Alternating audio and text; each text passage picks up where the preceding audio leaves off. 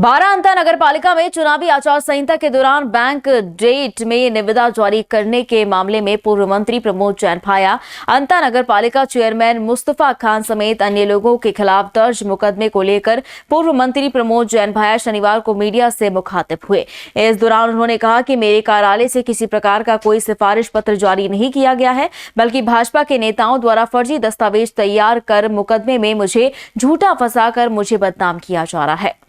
उन्होंने कहा कि मेरे नाम का जो कूट रचित पत्र पुलिस को पेश किया गया है उसमें अंकित दिनांक में काट छांट की हुई है।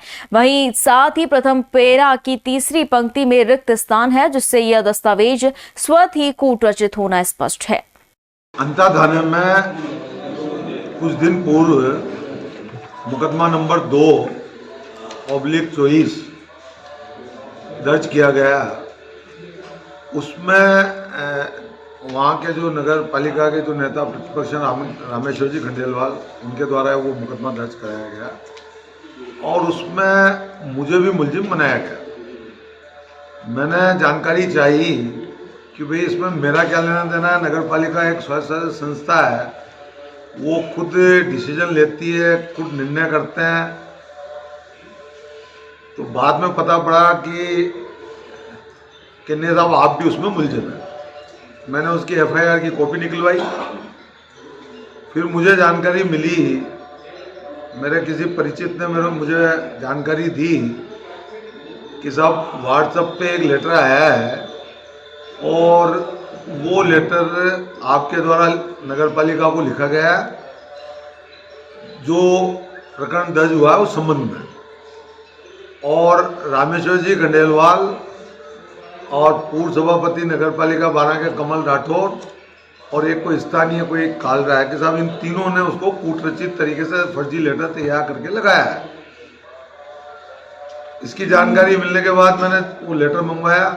उस लेटर की मैंने तहकीकात की। वो लेटर ना तो मेरे ऑफिस से जारी हुआ, फिर मेरे एक चिर परिचित से मैंने RTI लगवाई नगर पालिका में कि भाई ये निविदा संख्या इतने इतने इतने के क्रम में कोई पूर्व विधायक, पूर्व MLA की कोई अभिशंसा कोई पत्र आया है पालिका में, उसकी कॉपी हमें उपलब्ध कराई जाए और उसकी जो जिस उसमें आमद नंबर पे वो दर्ज हुआ वो भी उपलब्ध कराया जाए। तो नगर पालिका के EO साहब ने RTI का जवाब दिया कि न तो इस निविदा के संबंध में प्रमोद भाया जी का कोई लेटर हमें पालिका में प्राप्त हुआ। जब लेटर ही प्राप्त नहीं हुआ तो फिर आमद में दर्ज होने का प्रश्न ही नहीं उठता। मेरे साथी बानासन जी उसके आगे की घटना आपको बताएंगे।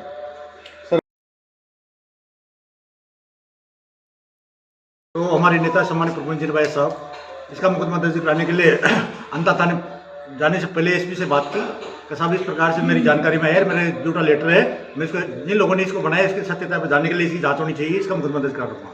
SP साहब ने कहा कि साहब आप जाइए अंता थाने में और मुकदमा दर्ज करवाइए। जब प्रमोद जैन भाई साहब अंता थाने पहुंचे तो वहाँ पहुंचने के बाद 4 घंटे तक उन लोगों ने मुकदमा दर्ज नहीं किया गया। 4 घंटे तक वहाँ बैठे रहने के बाद जब इनसे हमारी बात हुई, हम लोग जब तैयारी करके थाने का घेराव करने की तैयारी करने लगे तो उन्होंने मात्र उसको परिवाद में दर्ज किया गया।